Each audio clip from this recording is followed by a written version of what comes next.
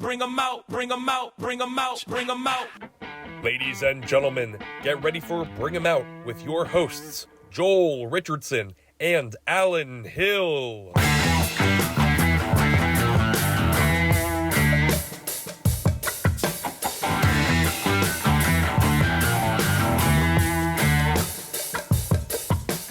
Hey everybody, we're here at the Sunnybrook Ballroom inside the Speakeasy for another episode of Bring 'em Out. I'm Alan Hill, here with Soul Joel himself, Joel Richardson. Today we have a very special guest, comedian Brett Druck. Oh, that's me. Yeah. Good to see you, man.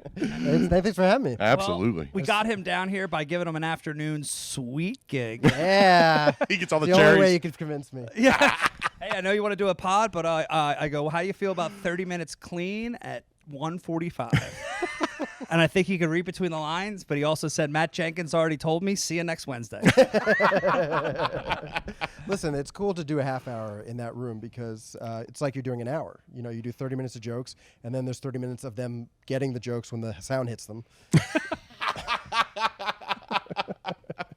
So it's a beautiful, beautiful room. I just want to take a picture of this setup where Alan was like, which one of these is the camera? Well, I'm now more confused because there's another possible camera in play. I don't know why Google's Maps really wants to tell you that you arrived, and it won't go away until you acknowledge that you've arrived. All right. Yeah. Okay. Sorry. I'll send you that picture because just maybe you can put it in you can edit it in, but Perfect. Yeah, Alan's freshly shaved head. Phillies are playing, but it's game day for him. He's a big sports fan. I noticed that. I don't think I've ever seen you outside of a jersey. And you won't. All right. Yeah, no, Like it's that? No, I mean he's not lying. a rare occasion. Why do you keep doing that? Is this an innuendo? I don't understand. Joel's like, The eyebrows implied innuendo. I don't. What is it that you? No. I wear Eagles jerseys all the time. The only time he's ever that's seen. what I thought it was. But your eyebrows tell a totally different story. Stop doing the eyebrows. No, I was What is looking at this? Mike this time. It's confusing for whoever you look at. Dude, oh, that's so funny. Hey, the only time he's ever seen me in not an Eagles jersey was the time my band opened up for the Rusted Root guys in the dome back in Rofo, and I threw on a tie-dye for the show because it was way too hot. Wow, was that uncomfortable for you? Like a turtle out of its shell? Kind of, yeah. I felt awkward and weird. Shorts, obviously, mostly. Not Oh, shorts. rarely. Yeah. Only the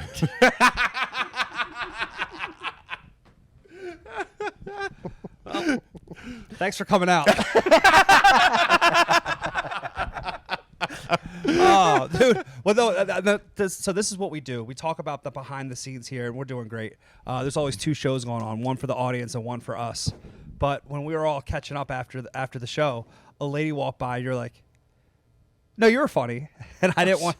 Yeah. And Well, it's great to tell somebody they're funny after a show. It was the way she said it. yeah.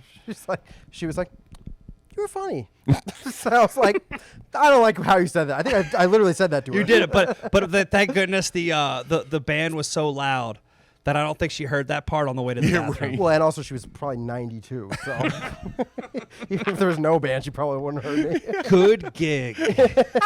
I had fun. They had fun. We just did it in a way where if you were watching a recording, you wouldn't know that. Yeah.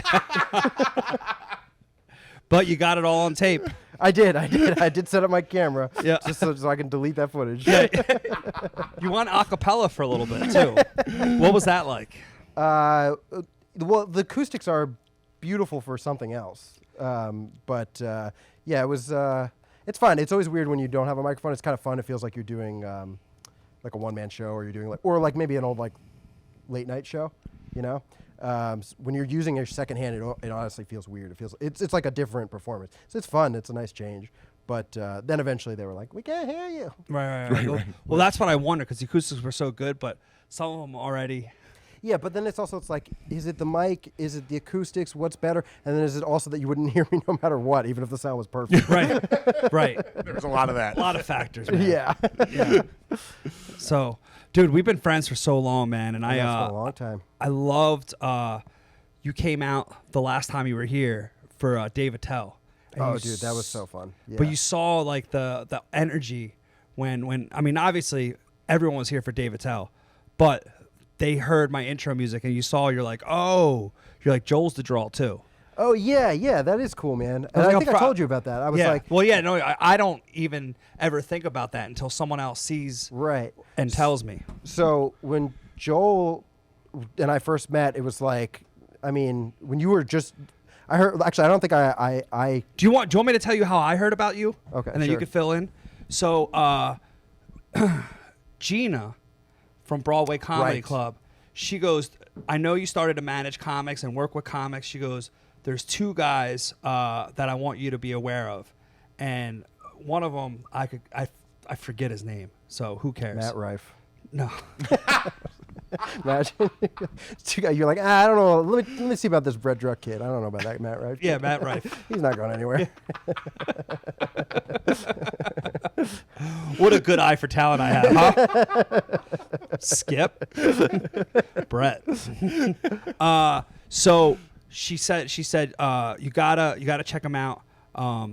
Literally when he goes into a show, within 30 seconds, applause break. It was like, maybe she said 2 minutes, whatever it was real wow. quick. It's nice of her to lie on my behalf. She really knows how to sell me. and I had put you on this comedy festival that I ran with Josh Spear. Oh, that's right. Yeah. I did that gig with Gino. Yeah. Yeah. That was fun. And then that's how I met What you and we Gino? started working out. Gino Bascante. Yeah. Only Gino I know. I thought it might be him. Okay. Yeah. I remember, and also at that point, I didn't really know how to adapt to crowds, so I had okay material. But I remember I did a few gigs with Gino. Gino was the first person who gave me a guest spot as a comic, and I was like, "Oh wow, this is cool!" Like you just know that I'm a comic, and just let me go on stage. At that point, I was like, Yeah. sick. But I remember Without having to bring people, without it being an open mic. Yeah, exactly. It just like made me feel like a comic. But I remember because I was funny, but I just didn't have the stage presence yet. And I remember like I would make jokes in the car and Gino would go, "But where does it go on stage, Brett? Where does it go when you're on stage?" Dude, yeah, Gino is wild. Oh, no Yeah, doubt. wild man. Yeah. The sweetheart, but Yeah. He called me wild. up. Gino called me up one time and goes, "Listen, Daddy got a sweet gig." And I hate to keep saying sweet, but those are his words in this time. And he goes, "Let's just move the show. Yankees are out of the playoffs. I can't see why people wouldn't want to come at 7." I said, "Okay, I'm glad you landed a sweet gig." I said, "But what am I going to do with the people that bought tickets for 8 o'clock? I can't just tell them, oh, by the way, can you show up an hour earlier?" Gino And- got a sweet gig. Yeah. And he was like, "No, we can't." I go, "I'll get you on the next one, you maniac." Yeah.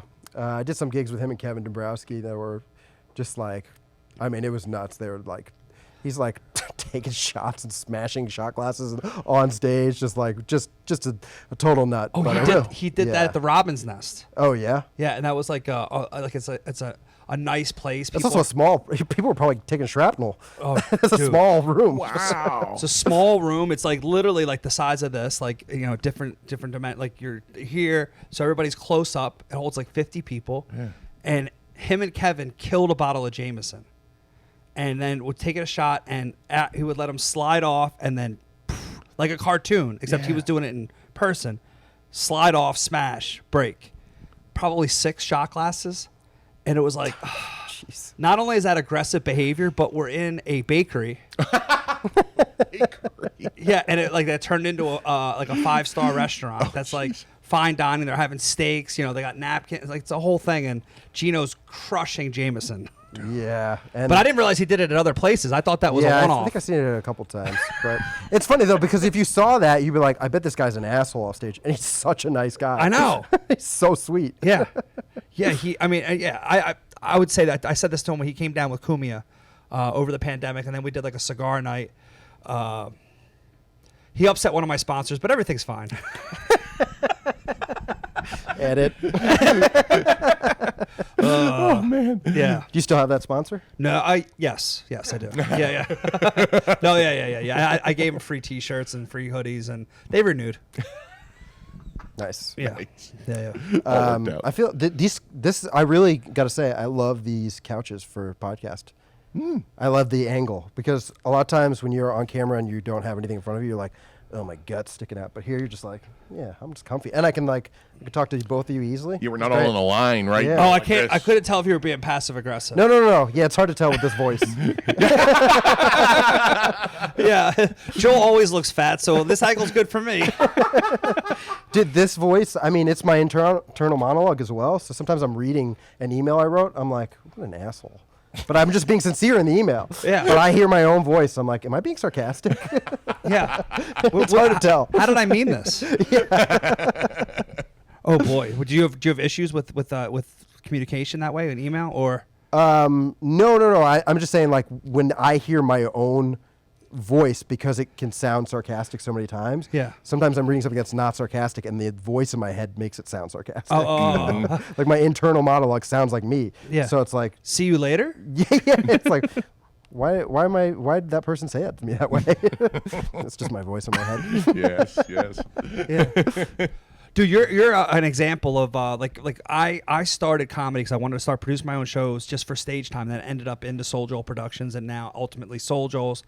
You've almost done that with your own career, like creating reels and videos and created this huge following for yourself and have been able to put together like tours, and you've toured out throughout the whole country doing like a small headlining shows. Yeah. I did a brewery tour for like a year and a half. I did like 120 different wineries and breweries. And like all around the country in less than a year. I did 48 states in 8 months. It was like, wow. I mean, dude, I didn't realize it was 48. That's amazing. yeah, it was like Which ones did you miss? I'm going to take a guess. Hawaii and Alaska. Back to you, Alan. A little bit of a detour there. Skipped over to the Dakotas.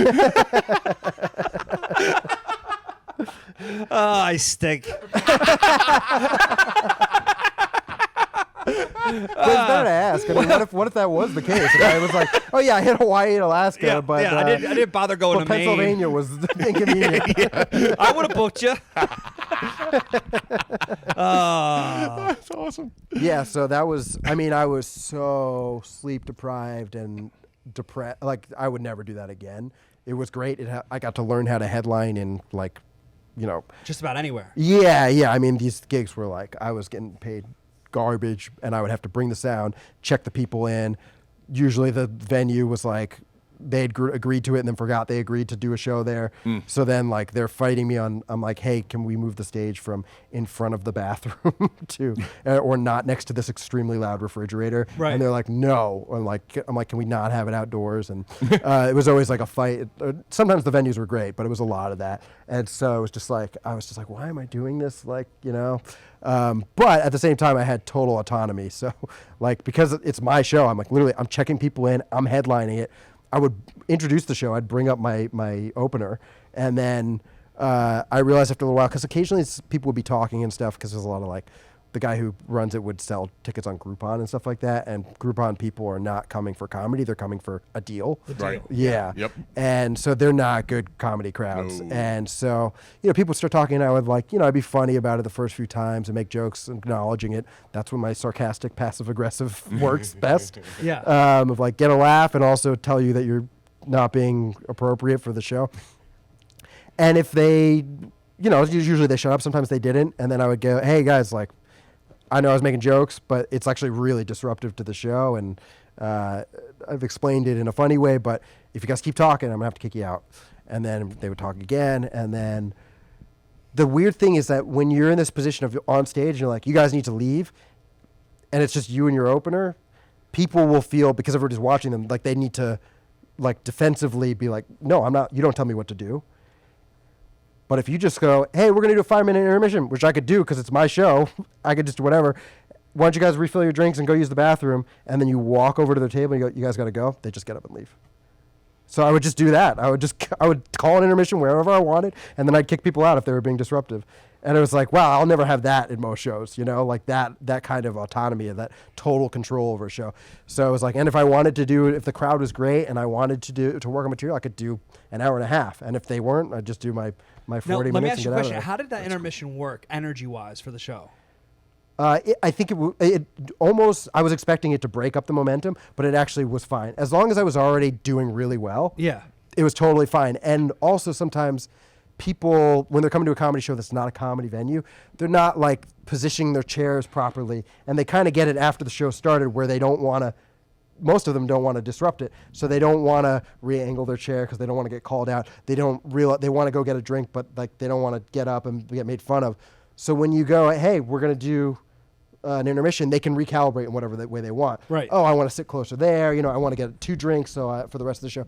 So people, what I would lose in momentum, I would gain back in people's like total comfort and just kind of acclimation to the show. Because I've always had that where like I don't think intermission is good, and I think like I think generally it isn't. In this situation for these shitty brewery gigs, it was fine. But like, because raffles, people always want to do raffles, and I'm like, Oh, raffles, no, no, I'm like, no, that's no. always after the show. But then people were telling me now that Europe, in specifically, I think like London, they do, the host is like the headliner. He's like the most important, or he or she is the most important comic of the show. Mm-hmm. They have 2 comics, then the host comes back, says intermission, brings the people back, and then 2 more comics. But people go to the bathroom and refill. And they said it's been great. So we had Ed Bassmaster here last week, and he does 4 different characters, and so he comes out as himself and then comes back as 4 characters. Oh, that's people fun. keep going to the bathroom and I thought, oh, this is going to be a nightmare. Mm-hmm. And it was fantastic. The bar did better than it ever did. Oh, that's the other thing. And I the would people always were do an great. intermission if the bar was easy to work with. If I came in and I was like, hey, can I set up a light here? And they were like, oh yeah, whatever you need. I was like, okay, I'm doing an intermission and I'm telling everybody, hey, help these people out, buy drinks. Yeah. And if they were assholes, I was like, no intermission. No intermission, just Yeah. go. Because, I mean, music, do they do it for the music shows? Yeah, there's well, it depends on the band, but most bar type shows like you're talking about, intermission for sure. Like my band would do 3-hour nights, and we would do an hour 20, take 20 off, and then do another hour 20. It played DJ or whatever kind of background Yeah, music. they just whatever their radio is in the in-house radio or whatever. Yeah. Yeah, I mean, it would make sense. I wouldn't ever do something during the intermission that's on stage that isn't a performance. Right. Like raffling tickets. That's Yeah. that's a total momentum killer. Yeah. But if you establish, hey, when a performer is on stage, it's focus time, and you're establishing those boundaries. Now is when it starts, now is when it begins. We're going to start again. It's totally fine. And if it's an experienced comic doing it, because when they would come back from intermission, people are still trickling in and stuff. I know how to just go, hey, everybody, you feeling good? I know how to corral them enough. But I think that way that they do in Europe, it's a thing that Hofstadter started doing after I opened for him for like a couple of years, is he started being the first person on stage. And since then, I'm like, the most experienced comic on the show should always be the first person on stage. I think it's a great idea. And it works when you introduce the shows too, because you've been doing stand-up for a long time. Yeah. So it's like you have that level of comfort, and it sets it. But when they put the least experienced comic first, it sets a weird energy. And it's fine, but it's like you need the crowd to trust that they're going to give this emotional attention and it's going to be released. And when you have 10 minutes of somebody who doesn't know how to do that properly, Right. they're like, I don't know if I want to give this emotional attention, because Right. when it's not released properly, it's uncomfortable. I've also done that where the headliner brings their own feature, and it happened recently, and I'm not going to say who it was, but brought like a 3-legged horse, like not a good feature. Yeah, and I had people couldn't focus on the comedy. 'Cause that 3rd leg was okay. I get it now. It's not that they were missing the 4th leg.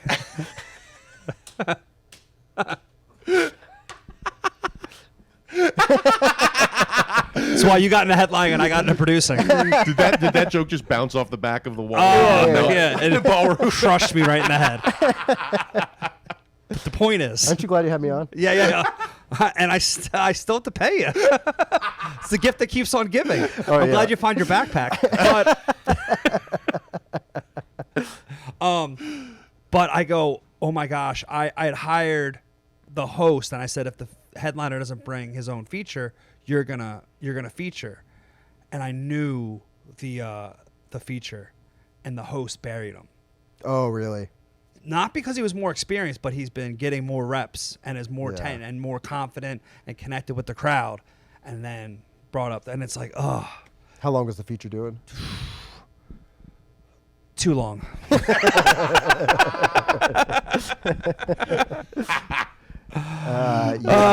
we let at him- least it's sandwiched, right? Yeah.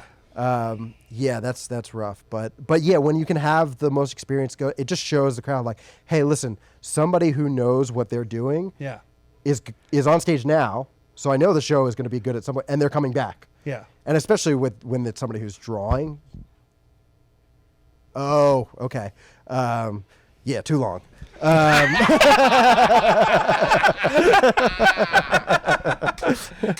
Matt Jenkins and I will always like. I mean, we've been doing this since we met. Like, we would on the car rides, we would like talk so much shit on a comic, and then there'd be a silence. And we go, "Nice guy, though."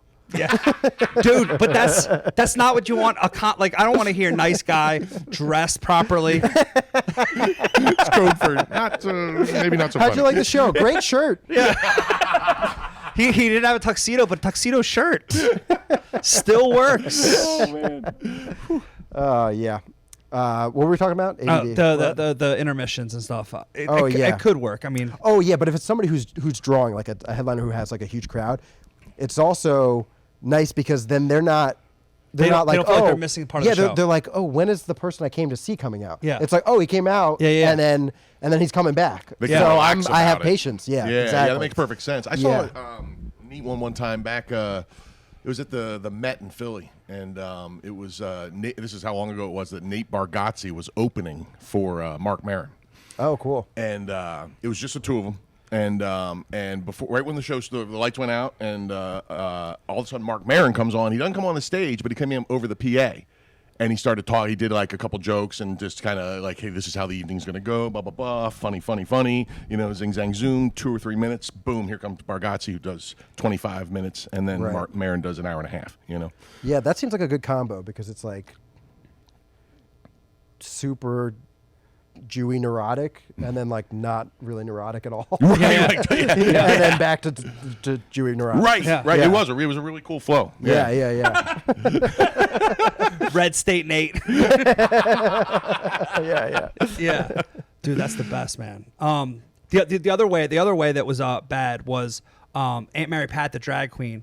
I first started working with her. I didn't know that she could like headline, and I did, and Friends, and I thought she was gonna host, but she's like, no, I'm gonna go live. So I put Tim Crompier and Marion Groden, and like two good comics. Yeah. And a lady came in the back. She's like a Karen. She goes, "Where's Aunt Mary Pat? Because if she doesn't come on in 5 minutes, I'm out of here." So like you said, it's like they Yeah. came for one reason. They didn't come to have a full show. No. They just wanted to do a meet and greet and see their character on stage. Yeah. I mean, it's interesting in that way. When I was before Steve, started doing the thing where he would come up, his fans would come out and they knew him from like shutting down hecklers. So I'd be trying to warm them up if they weren't great, and I couldn't do crowd work on them because they wouldn't talk to me. Oh, interesting. I wasn't 'Cause sure they if it would were- go the other way and they go harder at you. No. Okay. I mean, occasionally now somebody will, they would never themselves, but they'll bring somebody, as Steve says, like as sacrifice, because they know, they're like, this person doesn't know who he is, and they're gonna probably get drunk and say something, and I want to watch that. But for the most part, people come like, and they're just like, oh, we get that this is rude, and he has plenty of material that he's here to do, and so that's what we're here for. But they are also they're like, but if it happens, we would love that. Right, You know? right. But none of them come really to make it happen. That's cool. Yeah, Right. I think there was like one time where a guy did that, and he just was like, okay, yeah, don't worry, this is definitely going to be online. And then he got kicked out of the show, and he was like, okay, guys, everybody, I want you to comment. I can't wait to see the Portland clip on every one of my videos. So that guy keeps uploading it, hoping that he's going to get online. And I'm never going to upload it. Oh, that's awesome. What? And they did it for a while. People were like, can't wait to see the Portland clip, because he knows that guy is refreshing it, being like, when am I going to get on his YouTube channel? Because that's why he came. He came to get on his YouTube channel to heckle him. Wow. Yeah. So funny, Steve's man, like, and it's "Yeah, I never got you." coming. And hold your breath. It's still not up. Yeah. I butchered the story on it, but No. yeah, whatever. I liked it. But you already did 48 states Yeah. by yourself. But and with some with him. I mean, obviously a lot. Yeah. Well, I had to stop working with that guy because I mean the gigs were not great, and then other. No, but I mean reasons. you've done more states with Steve. I mean, obviously. Oh there's yeah, not, I've there's done, not more. I mean, yeah, but it's been like 6 or 7 years that I've been opening for Steve, and like when I had to stop working for this guy who was running the brewery thing, it was like, I mean, that was all my work, and I had to part ways, he was like, Steve was like, "Oh, I got you." He was like, "I'll fill in your schedule." It was great. It was a good dude to have, you know. Right at the right have your time. back. Yeah. He was just like, "Yeah, my work is yours to turn down," is something he said to me.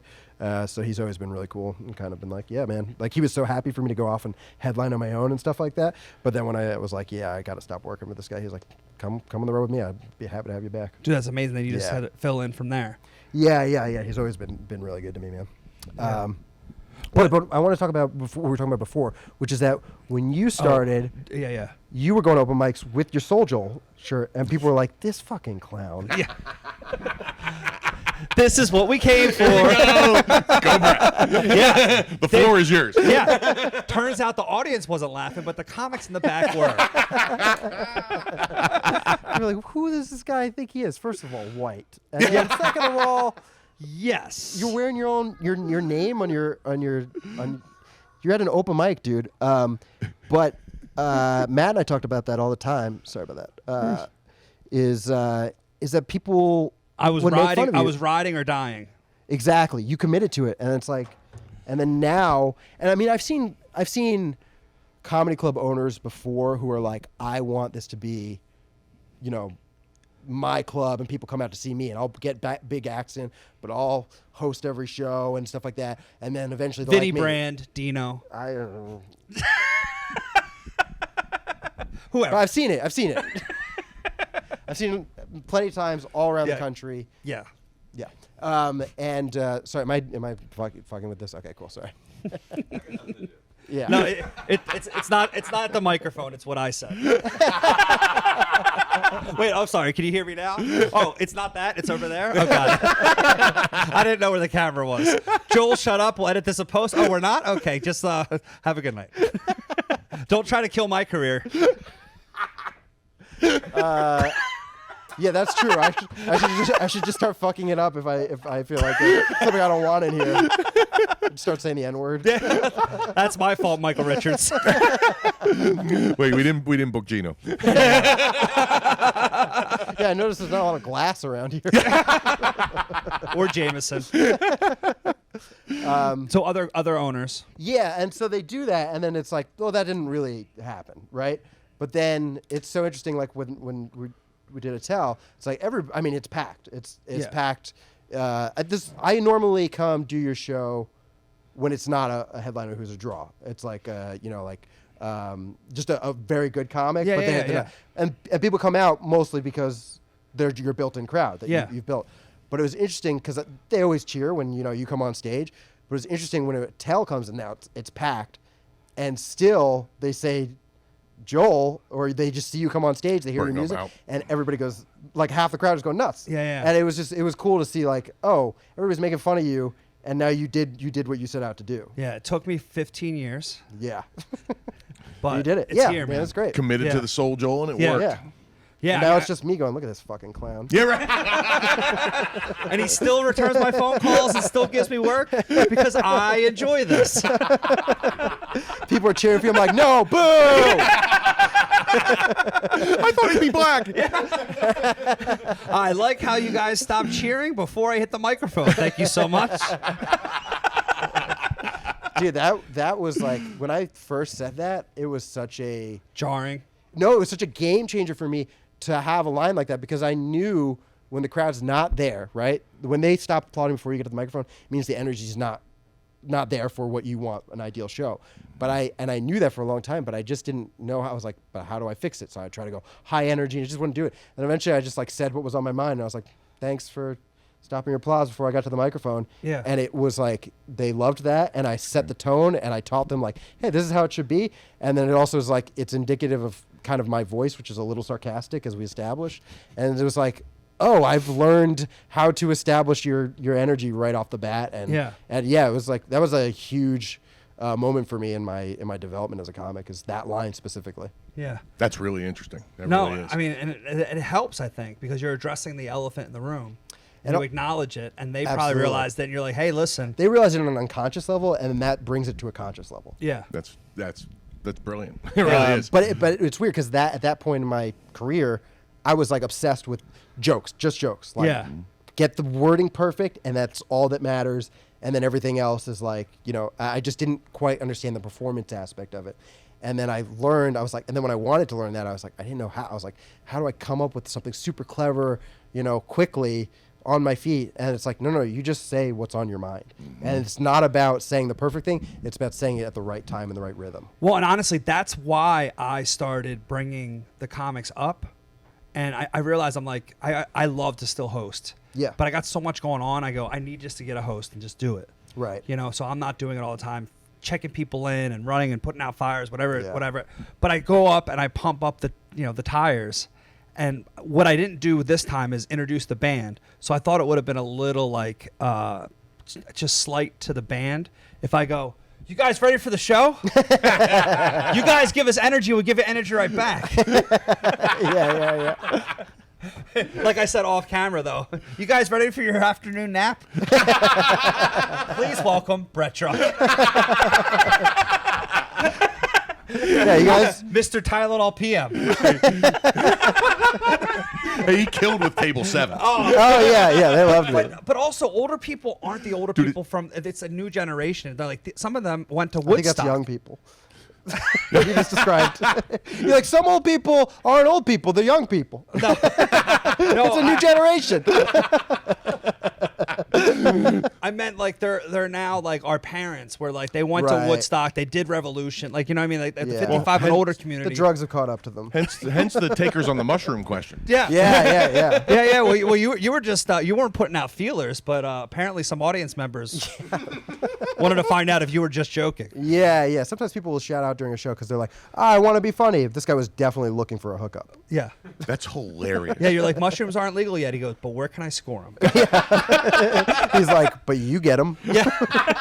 You're like, you're in Pennsylvania. There's a lot of farms. Turn over the cow poo and start tasting. If you make it till tomorrow, that's your magic mushroom. Throw them on some pizza. Funny. They taste like crap. Oh man! Hey, one other thing real quick about the oh, yeah. hotel show, if you don't mind. The other angle to that show that was fascinating to me, and I'm curious about you as a performer, is that there was somewhere around 20 or 30 comics standing in the back of that dome. Oh, I didn't even watching realize that. that. Oh, you didn't know this? No. Joe, how? It was just comics everywhere. I didn't know it either. I thought. Oh, you didn't know until after I either? thought there was a bunch, but then like Steve Rinaldi was like, "Good show, man." I go, "You were there?" He goes, "Yeah."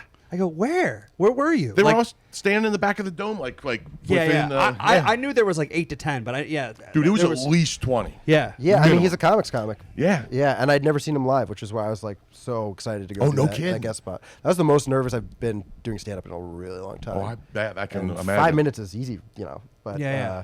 it was just fun. I don't know if I told you this, but you booked me to do both shows. Yeah. And after the first show, I don't even know if he I was like, I don't know if he watched my set, but he was like, "You're funny, man." And I was like, "Oh, I thought he was just saying that." And he was like, "If you want, you can do the next show." And I was like, "Thanks." Oh, he rebooked you. I was like, thanks so much. I was like, I already thought I was doing that, but awesome, thank you. Yikes. I didn't know I was on a one-show contract.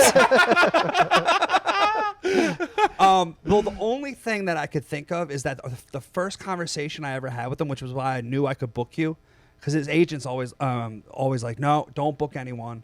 Oh, really? But the morning, so he had like this flip phone, and he texted me the morning of our first show. It was the first festival of This is 2020. 2020. 2020. Rofo And, days. yeah, Rofo days. And Okay. he texted me, he goes, "Hey Joel, it's Dave A. Call me." But you could tell the way it was like all like spaced and like I could tell it was like a flip phone. So I call him up and he Right. goes, "Hey man, who's on the show tonight?" I go, "Well, James Mattern's hosting because he's living with me." I go, "Louis Katz, who helped me get him, was featuring." And then he goes, "And the guest comic." I go, "Oh man, who are you bringing?" And he goes, "Aren't you running a festival?" He goes, "Grab one of the comics that's standing in the back and throw him on stage." So That's so cool of him. so I put him on. I put Buddy Harris and Brendan. I split it. Oh, nice. That time. So maybe that's what he was thinking. But when I Right. introduced him, Brendan, he had only been doing comedy for 5 years at that point. Right. He goes, "Oh man, Brendan, nice to meet you, man. Thanks for doing this." He's like, "What?" Dave just thanked me. Thanked you. Yeah. A guy who's been doing it 25, 30 years. Yeah, he's so generous Yeah. with feedback, and then weirdly hard to talk to after that. Oh, interesting. No. There was a few times, like he said some really nice things to me, unsolicited. Yeah. He was like, because I was just trying to, I don't want to annoy him or anything, just keep my head down. But he was like, after we took the photo on stage, he was like, hey, you have really well constructed jokes. You have some really good material. Wow. And then he was like, do you ever go into the city? And I was like, I used to a lot, but I don't. He's like, you should go into the city. And I was like, eh. And he's like, no, I know it's like a pain in the ass and you don't make any money, but you should just do it. And I was like, oh, okay. So why do you? And then he just walked away.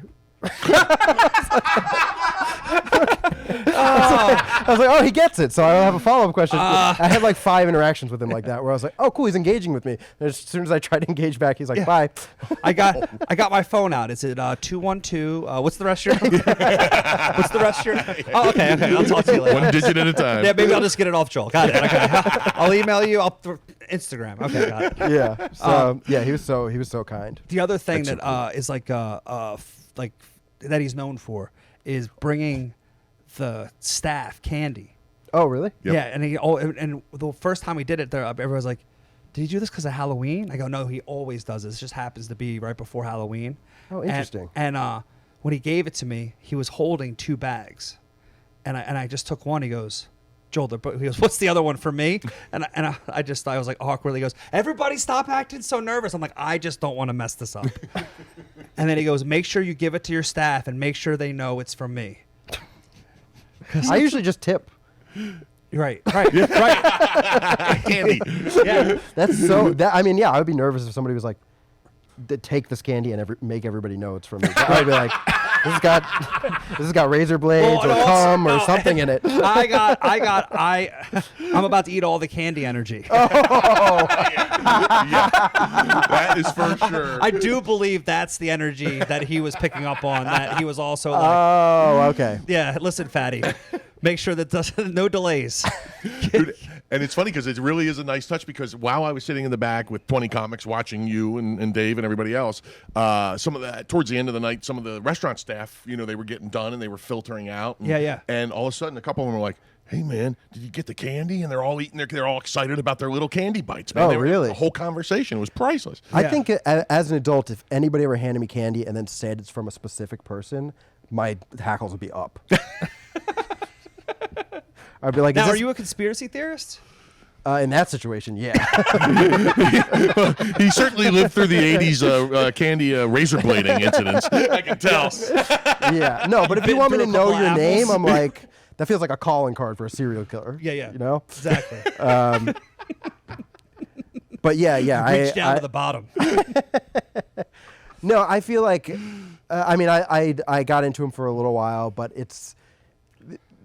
I have trouble. I have some pretty bright friends. I have trouble coordinating going to a movie with 2 of my friends. Right. I'm like, the delusion that you could have all these things in place and nobody really has any evidence of it is just connecting thoughts. I feel like most conspiracy theorists are just good creative writers. Right. Where it's like, it's so easy to connect ideas. That's how we make jokes. It's like connecting ideas where there is some kind of connection, but you wouldn't get it otherwise.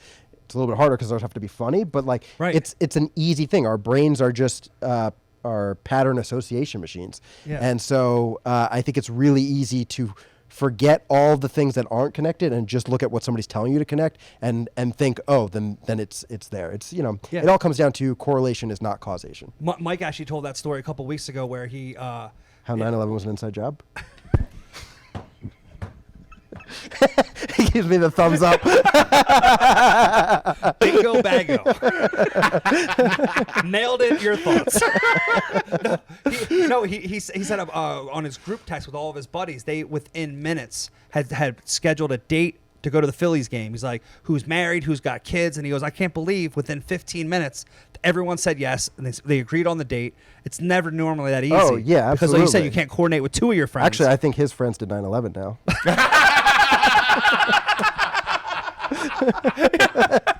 No thumbs up. Oh, that's so fun. Yeah. Dude, I want to talk to you before we leave too with Reddit. Dude, Yeah. I have tried, Yeah. but I don't. How did you get viral on Reddit, man? And So I had posted something. And not that there's a formula, but Oh yeah, no. I had posted something on Reddit like 2000, maybe 12, that went to the top, and I had been doing stand up for maybe like 5 years at that point. okay. Maybe So it's just Maybe the 4 or 5 beginning years. of like social media being popular. Yeah, but it went to the front, and it got a ton of views, and it was a very niche joke for nerds about having an Ask toolbar installed on your. But that was like You prime. lost me. Yeah, when Explain it to Reddit was. Surprisingly, you lost the guy that didn't know which one the camera was. Oh, you. Me too, buddy. Is Me this too. the camera? Well, I don't know where to look. Who could possibly figure this out? We'd never used Mike's phone before. Threw me off.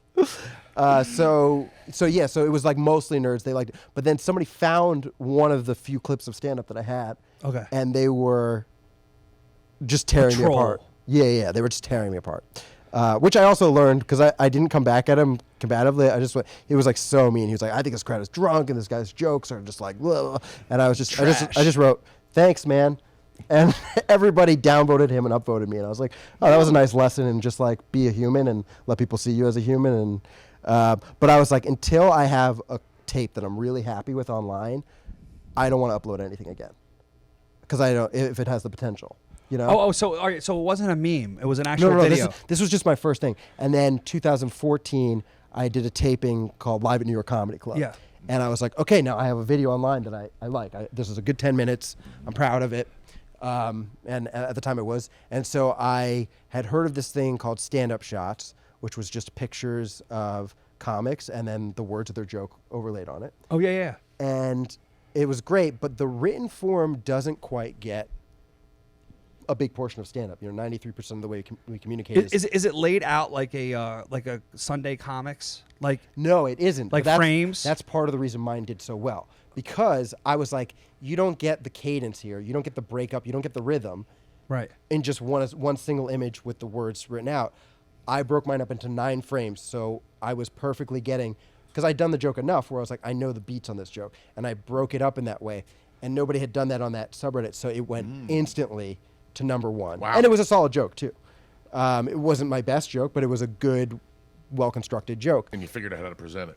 And so that, I think, breaking the format of this subreddit that already existed of stand-up shots and then having a good joke, and I think it wasn't too active for a while, that put me to the top. And then from then on, it was like people would just re-upload it over and over again, usually with my name cut off. And that would, and so it probably, like, I would try to, I had to guesstimate on some of the stuff. I would go, you could see the analytics on Imager of stuff that you didn't upload, of how many views it had. But it was probably got about 200 million views. Wow. And it was crazy because at the time I had maybe 500 Twitter followers. And then there's somebody would retweet it, it would get 30,000 retweets. And then just person after person being like, what's the name of the comedian? And I was just like, me. And then people wouldn't even believe it. They were like, no, it's not. And I'm like, no, it is. Because they'd be like, this guy only has 500 followers. I'm like, because my name's cut off. Yeah, man. Oh my God. that's crazy. So I don't know, that just insanity of my thing is so popular and I'm not benefiting from it, It drove me insane enough that I really was like, I need to learn social media. I'm not doing, open mics. I'm not doing shitty shows. I'm going to spend that time learning social media because this is the way to actually build an audience. And so I committed to it really hard for the next 2 or 3 years. And eventually that, I was able to get out of my day job and I got on TV and stuff.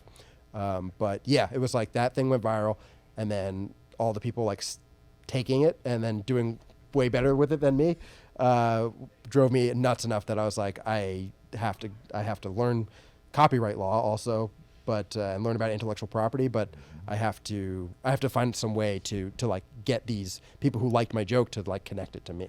And is that how you built between that and then obviously touring with Steve and touring on your own? Yeah, Steve. I get a little bit of a siphon from Steve, but Steve has always been an extremely political comic, and I am almost completely apolitical in my comedy. Right. And so the Asexual, apolitical. no, I'm very sexual. In my time. Look at that I shirt. don't know. Yeah, some of those old people were hard or wet after I was done. And a lot of that room hadn't been either in years. I don't know. I think a lot of them have been wet. I'll just sop them up with that shirt. Well, that's good.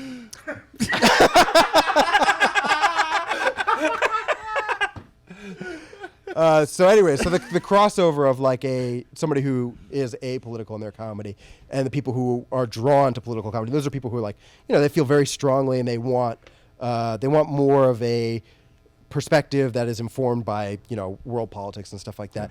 That's a different demand. The people who like me more are just like, I just want jokes. I just want comedy. Yeah, I want to escape that. Yeah, exactly. So the siphon is not as much like, I don't get that much runoff from him, but I do get some, after 6 years and being in a bunch of his videos.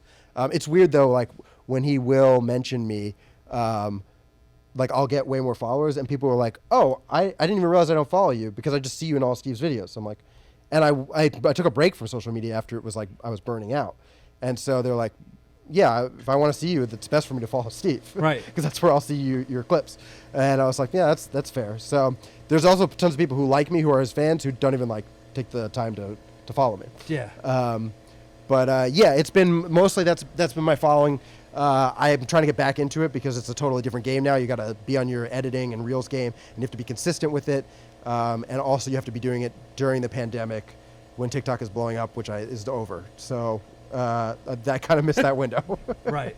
It's always possible. The internet allows you to connect with people who might like you and build an audience, and it always will. But there are definitely bubbles where you can get a lot more out of it. A new thing always comes up to figure out. Absolutely. Yeah, I remember Twitter was like Rob Delaney, who had done stand-up like twice, was doing Kimmel, because he was a hilarious writer and he built a huge following when Twitter was blowing up. And then he bombed on Kimmel.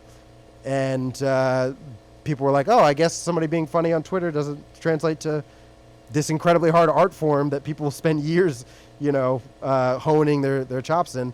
But there's always that heyday with everything. There's always like a TikTok where a Matt Rife can blow up and people can take advantage of it when it's hot. There'll be a new thing at some point, and I'll either Threads. I don't think it's gonna be Threads. I'll be honest, I don't think so. It had a quick cup of coffee. Yeah. Yeah, I think there'll be other stuff, but there'll always be in between. If you put in the work and you put your stuff out there, people will find you. Yeah. Yeah, and I wanted to mention too, if you people out there, whether you know Brett or not, there's a great highlight reel that's put together called "The Best of Brett Druck" out there that you can find on YouTube, and man, is it funny! I mean, oh, thank you, I appreciate it. Yeah, that was like Steve's editor put that together. Just found like a bunch of my best clips with him. I think there are actually some clips that she missed because I definitely had other good moments, but it has a lot of good moments in there. Yeah. It's really funny. And I forget about them. My memory sucks, so I watched it and I was like, damn, I am funny.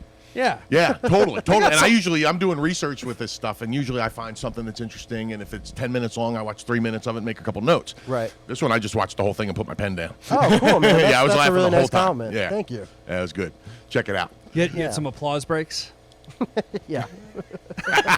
Sure. May have or not have been Gina started by the didn't owner. She's in the attic. Dude, I've only got a standing ovation twice. Oh, really? Yeah, and one of them was at the vault. Did I say standing ovation? I meant applause break. Oh no, I was thinking about. I was like, is that why you acted like that? I go, I was being complimentary. No, I know I- you've gotten applause breaks. No, Don't be yeah, a self-loathing dick. He's a comedian. It made me uncomfortable. Yeah. No, back to you, Alan. So what were you gonna say? I've only got a standing ovation twice. Yeah. Once was because the comic hosting at the vault bombed so hard that and I mean I had a good set too, but I was like, it because was he bombed- my show. Yeah. Oh. Yeah. I was That like, comic is- the vault sounds very. Oh, that was my show. Yeah. Sounds so familiar. Valley Forge Casino. Yes. Okay, right on. Yeah. And that comic is one of the biggest comics today. Yeah. Yeah. We talked about this. Okay. I said the other comic that we made. We did last time. You just looked that up, right? Yikes. Yeah. No, we just talked about this recently. Yeah. And he was. You know what? How I knew he was going to be good though. He and no, I almost said the other comic's name that would have given away. Yeah. He and his buddy. Yep. Were there. One of them wasn't performing. Yeah. And they wanted to hang out afterwards, and it was one of the toughest hangs ever because he was inconsolable about his bomb. He knew he bombed, and he was shaken by it. And I was like, those are the comics that become really good. Yeah. Because they just like, not fun to hang out with after a bomb. He texted but me. it'll be in his head until He he texted gets me the funnier. next week. He goes, "When we doing this again?" And you were like, after you have the huge draw. Yeah. And we did. Yeah. No. But yeah, I always remember that because I'm like, I remember him being so inconsolable. But then I also remember him like, he did so badly that I got a standing ovation. Wow. Yeah. I didn't even see a set. I just Yeah, saw you can see him the afterwards. reaction. Yeah. Not good. Yeah. Yeah. And then that's the problem with, like he talked about, having the newest person as the host. I've told this, and this has gone both ways. I said, listen, if the feature does really well, just bring the headliner right up. I said, but if you see a mass exodus, do some time, reset the room. I go. So literally, this happened both times. 2 people get up. The feature does really well, and the host does 5 minutes. I go, that's not what I told you to do. No. It wasn't a mass exodus. 2 people got up. Yeah. You started telling jokes, then there was a mass exodus. And that was a total momentum killer. That was the momentum killer. Right. Then I've seen 20 people go up, and the person's like, you guys ready for your headliner? I'm like, also. That's what I said. Now do some time, reset the room. And the headliner's like, what the? I go, you heard me. Right. Yeah. I told him not to do this. Yeah. Yeah, that's rough. Yeah. But I mean, hopefully they learn from it, because there's only one way to fix it. But it just stinks for Yeah. that show. Yeah. Yeah. It is interesting. I mean, I remember being a comic and people explaining things like that to me. And then it clicking like 4 years later. When I'm Right. more experienced, where I'm like, oh yeah, that is bad. So I have sympathy, but it's also, I mean, there's some comics where you tell them and they're like, okay, got it, and they don't question why. Even if they don't understand, they still do it. Yeah. And then there are some comics who, I mean, I always did what I was told, even if I didn't understand why. Right. If you want me to do 5 minutes, I'll do 5 minutes. I think your mistake was probably making it their judgment call. Oh, right. You should have hung around and been like, you may or may not do 5 minutes, like, wait for me to tell you right before you go up. Right. And if I say, just bring them up, just bring them up. Right. And if I say, do 5 minutes, do 5 minutes. Right. Like, it probably should have been, you gave them too much responsibility, because they don't understand the dynamics of the show in general at that point. When you're Right. a host, you don't get the group psychology, you don't get the energy level, you don't get the rhythm of it. Yeah. Because I've also seen comics that are not that tenured get crickets and come off the stage and be like, woo! How about it? Yeah. Am I right? There's 2 types, I feel like. There's the comic who bombs really hard. They take Empath up- and sociopaths. Yeah, exactly. and they're like, I gotta get better. And Yeah. then there's ones who have no idea that they do bad, and their confidence just carries them through. Yeah. They're blind, Yeah. misplaced That confidence. is fascinating Yeah. to watch. I mean, no applause break, but they were laughing. You saw me do this, didn't I? I think one of the things I said today was, you guys are having a good time. I can't see it. I can see it on your faces. I can't hear it in my ears, but I can see it on your faces. Oh, man. Do you have any more? Yeah, man. Actually, Oh, the glasses are on. this is when it gets serious. This is the 60 minutes portion of the interview. Short-term memory's gone, and so is the vision. But he's got some follow-up questions. I like the short-term memory thing. He's like, so Reddit. Where's the camera again? So I want to bring up the Rolling Stone thing, if that's cool. Oh, sure. Yeah, absolutely. So I'm going to say the quote that I read in this, and then you can fill in the details. The quote that he was quoted in Rolling Stone in 2015, I believe it was, as saying, "Fuck this guy forever." And now you give the background. I like not giving the background. You don't know who the guy is. Yeah, so that was about this guy who was going by the Fat Jew on Instagram. I don't know what's going on with him now. His name is Josh Ostrovsky. And he was one of many people at that time who were called aggregators, where they would just steal content from other people, cut off their names, and then upload it. And then they would have, it's very easy to cherry pick other people's content. But he's not the one that did it to you on No, not that I know of. But there were mimic accounts called parody accounts that were exactly like him. And so, but he was getting a lot of positive press from like mainstream media. Yeah. And that drove a lot of people who had been stolen from and plagiarized insane. Mm-hmm. And I, understanding it also because I had learned intellectual property rights and how to send DMCAs, I was like all about this, and I was on board, and I was like, I was advocating against him and this pattern, and I was trying to educate artists on like what their rights are and how to take control. Because sometimes I would find a joke and I would contact them and I would go, "Hey, you uploaded this thing without my name.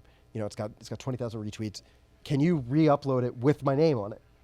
And they would be like, "Go fuck yourself." And I'll be like, "Okay, if you don't do it, I'm going to file a DMCA because it is my intellectual property, and it's going to get taken down." And they would go, "Yeah, okay, whatever." And then I would do it, and then it would take sometimes a week, and then it would get taken down because if you file a DMCA and it is your intellectual property, the people who host it, the web server, they're the ones who are legally responsible. Mm. I could sue them. Facebook, Twitter. Yes, exactly. But I can't sue the person who uploaded it. So they're like, "We're not even messing. If you send us a DMCA and it looks like it's your stuff, we're taking it down." And so it would get taken down, and then I would get an email back that was like, "Holy shit, you did it." And very occasionally they would be like, "Oh, sorry, man." And then they would upload it, and they would be like, "Yeah," and they would promote. They'd upload more of my stuff, and that was great. But it was very rare because the culture was, "Yeah, fuck you. I don't care. I'm gonna build my following, and I'm gonna turn it into brand sponsorships." And this guy was like one of the most public of that. So crazy. I mean, Calls this guy himself the thing Fat to do, Jew. man. You think he cares? I mean, he is, and it was like, it wasn't just that he was taking the stuff and cutting people's names off. It was that he was like taking credit for it, like himself. Like he got written up in the Wall Street Journal saying, "Yeah, I just want everybody in the world to know how funny I am." I was like, "How funny you are?" Because you could take other people's jokes, and it just drove me nuts. Crazy. So I started an account called the Fit Jew, where we found the people who he had stolen from, and we would credit them, and we would just upload content and be like, "This joke came from this person." Are you still doing that? I did it for a while. I was also It's exhausting. It's exhausting. I was still working a day job too, and I was still doing shows. And I was like, I'm like trying to get this movement going, and I just couldn't get Something's gotta enough. give. Yeah, I just couldn't get enough support. Eventually, I talked to some lawyers, and they were talking about like they were explaining some of the ways that I could actually like get a lawsuit against these guys. And it was so complicated. And I mean, I would have done it, but I just didn't have the resources for it. You'd have to basically, because the social media platforms started changing their terms of service to protect themselves. Mm-hmm. So anything you upload to their platform, they can then claim that anybody else who uses it is a partner, and their partners are allowed to use anything that you've uploaded to their platform. Oh, wow. And so they created this protection shield, so they didn't have to do it. Eventually, the culture, after years of this, like did change, so that now platforms will take that stuff down more. And now the culture is that if you take something from somebody else and you upload it, you credit them. Wow. I've noticed that like is a huge thing. Now people take stuff, they always tag you and stuff like that, so people can find you, which is good. I'm glad. I mean, they should just share your post or whatever. But listen, that's you cut your losses. Yeah. So that happened. Oh, go ahead. Oh yeah. Anyway, so it just became so much, and there was this whole thing. I was going to basically have to create content, put it exclusively on my website, and then bait these guys into stealing it. And I was going to have to buy the actual copyright for it, because copyright law protects you whether you buy a copyright or not. As soon as it's published, if you write something in a book, if you draw it, U.S. copyright law is great, and that you're automatically protected without it. But if you want to win a court case and you want to sue for damages, you have to actually like buy the copyright protection on it. Okay. That's my rudimentary understanding. And they were basically explaining like you have to do that if you want to have a case. And I was like, I don't even have I was so broke. I was like, I don't even have the money to buy 10 copyrights. The domain. Yeah, exactly. I was like, I'm barely paying for my website alone.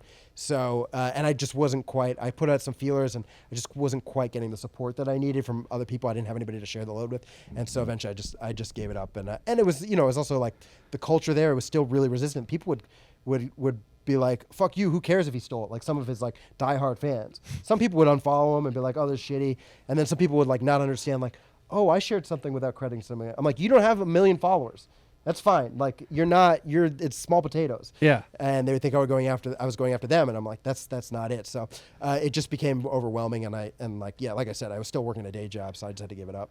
But it looks like that effort and a lot of people's other efforts did change the culture, and hopefully a lot of lawsuits changed the platforms. Terms of service and that's a really practices. cool thing, man. Yeah. It was That's cool. no small feat. Yeah. I mean, just being mentioned in Rolling Stone was really cool. Yeah, and what a quote. Yeah, and it's funny if I use it as a I don't remember saying that. But it's funny when I'll use it as like an intro credit because I think it sounds cool. It's like it was mentioned in Rolling Stone. Sometimes the hosts they'll be like, "This guy is a Rolling Stone." I'm like, "No." Whatever. And that explains the shirt. That was a good shirt. A lot of people said good shirt instead of you were funny. Our team created a meme. Like I created the meme off Mike's joke about. I don't know if you remember the Brazilian that convict that was on the run from jail. He was a murderer. So In this area. Oh, okay. He was on like I'm not up on my Brazilian conflict. Now it makes sense contextually. Yeah, sorry. And he was on the run for 13 days, right? And he was living off watermelon. He was like stealing like shirts from like people's like backyard to like escape. He was like only moving at night and then hiding and burying People still himself. hanging their shirts up? Yeah, In Pennsylvania? right? also wild, right? Where's all the watermelon coming from? He like Spider-Man crawled up this wall, like to get out, escaped out of a prison. It's funny. Oh no, I thought this was like after, not to get out of the prison. Yeah. I thought like somebody caught him doing that while he's on the run. He's like, nobody will notice it's me because of my shirt. Right. And then and Aaron Rodgers went down on the third play of the season. Like and the meme was Calavante.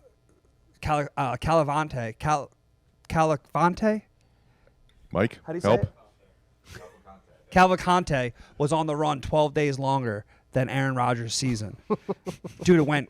We had 70,000 likes, like Oh, cool. Is that 20,000 shares. I knew it was doing well. But I then, didn't know where it got. That's dude, awesome. 3 days later, ended up on the NFL memes. Oh wow. And like they copied it. It was a different meme. They restructured it, Right. but the same joke, same picture of Aaron Rodgers, different picture of the criminal. Right. And then everybody was tagging us. Oh, that's cool. And I go, thank you so much. It is our meme. And people commented back, good luck getting the NFL to give you credit. I'm like, well, it's not the NFL. Also, it's an NFL meme account. Like, Right, it had like right. 4 million thing, but I was like, I didn't realize we had some intellectual rights here. You did. Yeah. It does. Boom. The more simple the joke, the more of a gray area it is. Okay. Because Wait, I thought it was a very good joke. It wasn't very simple. I mean, Thanks for coming out, Dick. I'm looking at the right camera. Your little knock joke did fine there, buddy. His name is Who Cares for Alan Hill.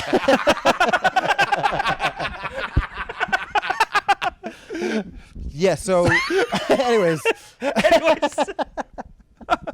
No, there were some people who hurt this movement of like fighting for against these plagiarists because there was a guy who was like trying to sue sue Conan because he was like, I post these Twitter jokes of like he writes topical jokes all the time. And when you're trying to do word economy on topical jokes, there's absolutely going to be parallel construction, and that definitely does happen. Yeah. So I'm saying the easier it is, the less words in it. That's what I mean by more simple.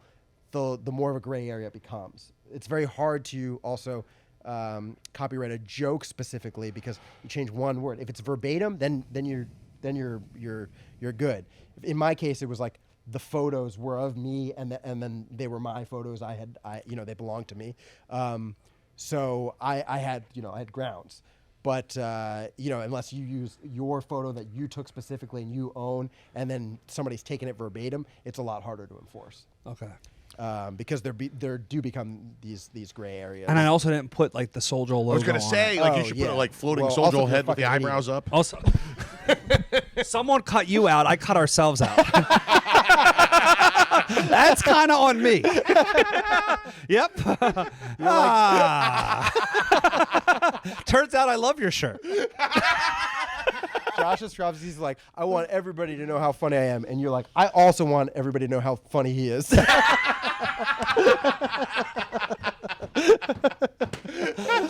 I no longer host. He headlines. That's great. Yeah. So what were we talking about?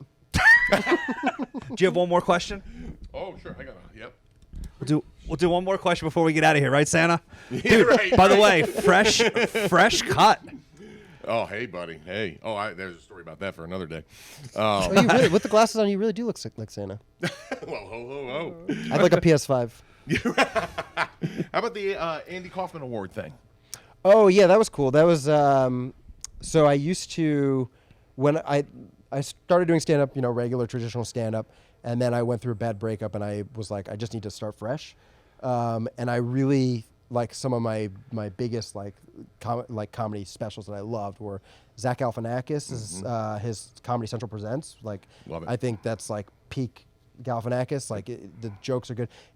He's doing such strange things, like having a choir on to like background jokes. He plays piano and tells jokes. It was just so fun. And then I also loved Flight of the Conchords One Night Stand. It's just like it's like a perfect half hour of comedy. And so my sister gave me a guitar for my birthday. I don't know how to play guitar, and I was like, oh, I want to do something new. So I was like, what if I take my jokes or I start writing jokes that are like, and I incorporate this somehow just to be unique. Yeah. And I didn't take the time to really learn guitar. So I learned how to play like a chord I made up and maybe one real chord. And I would just like sing my jokes badly to this like maybe 2-chord progression. And it did really well. And it got me into this thing called the Andy Kaufman Award, which is his brother and his former manager put on this award to celebrate comics who embody some of the spirit of Andy Kaufman, whether with their uniqueness or kind of their, given and their push and pull with the audience of their expectations and like, do I like you? But I'm entertained no matter what. Like all the elements that encapsulated what made him such a dynamic entertainer. Yeah. And some comics had some elements, but not others. And then they have them all perform in a competition in 2 rounds. And then they, for I don't know how many years they did this for, but they would declare a winner of it. And I was a finalist. I never won it, but some good friends of mine won it. People I'm still good friends with. Marcus Monroe. Marcus is really funny, And I mean, I've never seen.